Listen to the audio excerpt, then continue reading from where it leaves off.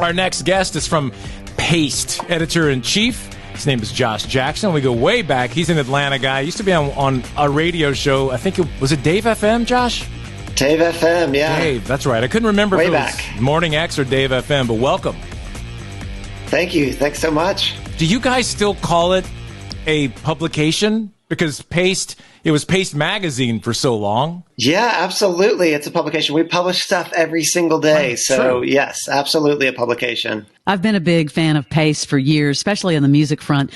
But with COVID and the pandemic this year, have you guys witnessed your viewers increasing exponentially because people are working from home? Good question. Yeah, I think people are spending more time online. People are spending more time just trying to figure out how to use their time and find the best movies, the best TV shows, whatever, to fill that time. So that's been great. And what's crazy just about the publication, we are now, we've been online longer than we were in print. We were from print from 2002 to 2010. Now we've been online only since 2010, 10 years. And it's totally different things. But people still looking for recommendations on everything, music, movies, TV, whatever.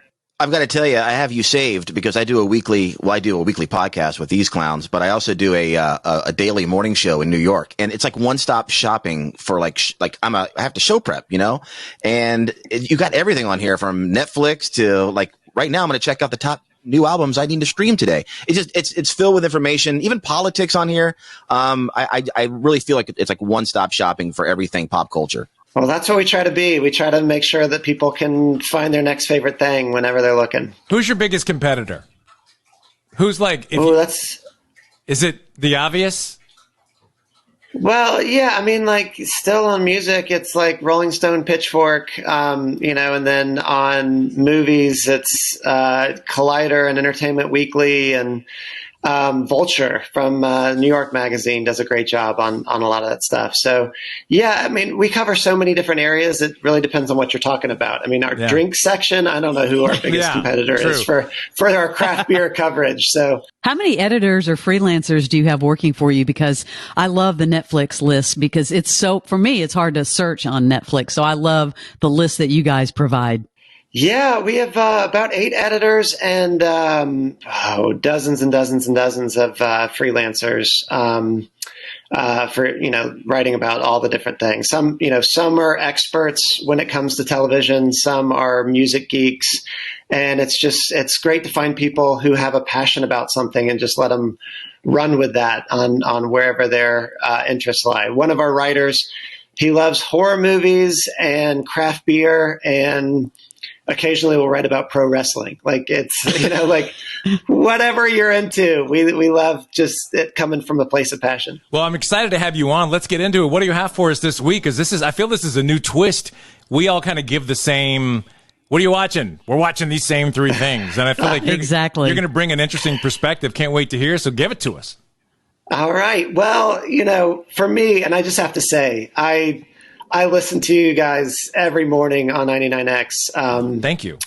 So long. So this is so cool to be able to bring some music picks here. And I wanted to start with a young artist who goes by the name Biba Doobie. And it is B. Christie. She's 20 years old from the UK. And one of the things I love about talking about this with you guys today is that this album really feels like something you would have been playing cuts off of in the 90s. So good.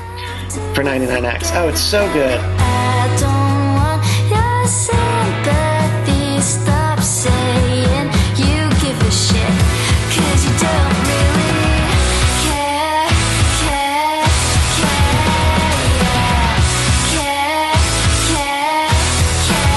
Reminds me of the Donnas or Liz Fair. L7. It reminds me of Veruca Salt. Oh, Veruca Salt. Good one. I love that, Josh. Listen to her. One of our friends' daughter, actually, she opened for her last year on tour.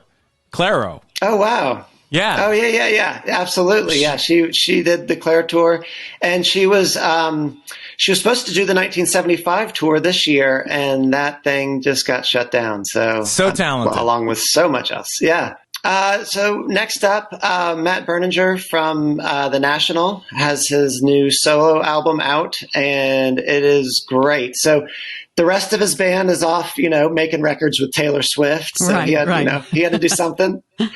So it's that baritone voice that it's been part of The National for 20 years. It is like a soft, warm blanket. And again, this album, it's heartbreaking. It is, full of love and lost songs, like so many National songs. And, but it's not just another National song. It's more stripped down and I'm really enjoying it.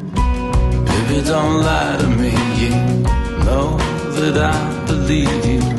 Always in love with someone. If it ain't me, come on. Love the feel Very of that, cinematic, Josh. Yeah. The whole feel of it. It's this wonderfully comforting album. Something that I at least for me is great this year to have an album like that just put it on in the car and feel the blood pressure go down. And not too far, because you could go to sleep very quickly. With a National record for sure. Music is such an escape, especially the last few months, just to get lost in music. Put the headphones on and get lost. We need it. All right. So on the TV front, the show that I just binge watched and is perfect for October now is The Haunting of Bly Manor. What's that? Ooh. And this is the follow-up. I don't know if any of you guys are horror fans, but last year Netflix put out by the same guy, The Haunting of Hill House. And The Haunting of Hill House was terrifying, but also just a masterpiece of horror television. This is not as scary. So if like you just want a little bit of frightening, it's a ghost story. It's an adaptation of Henry James' Turning of the Screw. So classic horror story with ghosts, but each of the characters gets their own backstory. The house gets its own backstory. Just a fun, perfect. Now that fall and Halloween's around the corner. Good show. How much do you pay someone to watch all these shows and review them? Because can you hire me? Someone gets paid to watch these, right? And then kind of review them. Absolutely. And she will tell you that, it's work.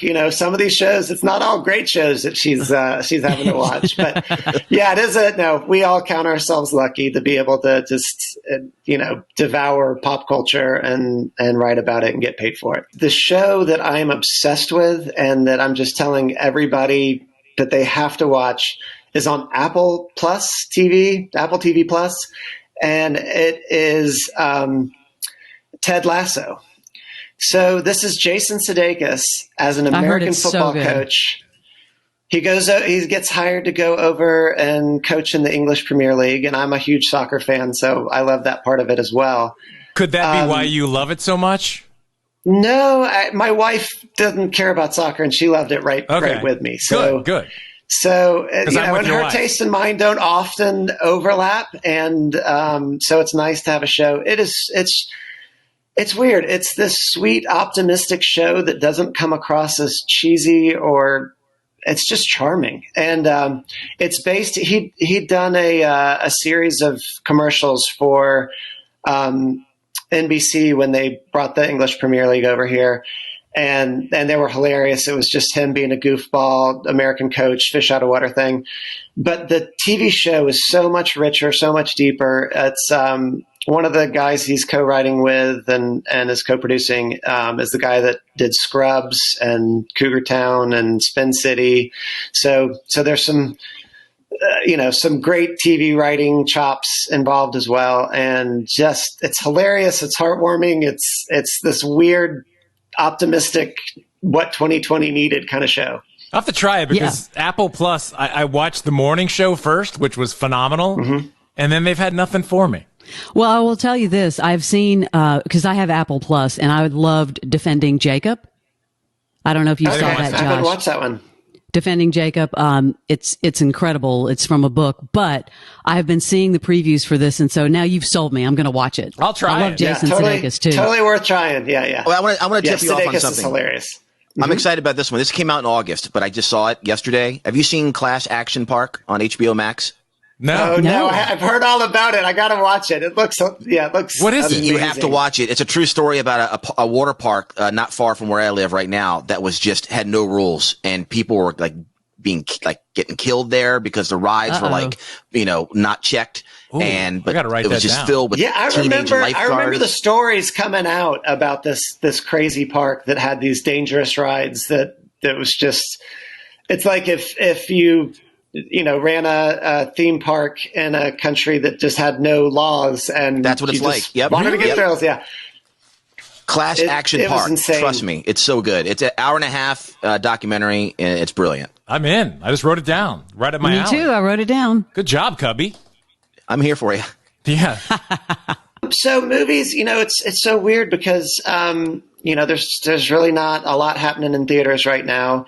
So there's a few things on Netflix that I've watched recently that I thought were pretty good. Another documentary, My Octopus Teacher, which is this bizarre. The filmmaker is the star of the movie. He was going down with his super fancy cameras off the coast of South Africa and just visiting this one octopus over and over for a year.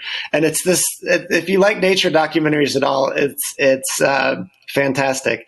And then for families, Enola Holmes is a good time. It is Millie Bobby Brown. I said something to Barnes about that a few weeks ago. And, of course I got the hand, but I will tell you, it's a great family movie. She's Sherlock Holmes' sister. Come on. Yeah, you got Superman playing Sherlock Holmes, and it's fun. It's not going to make our best of the year list or anything, but if you want something that's just a fun little family mystery, whatever, my kids loved it.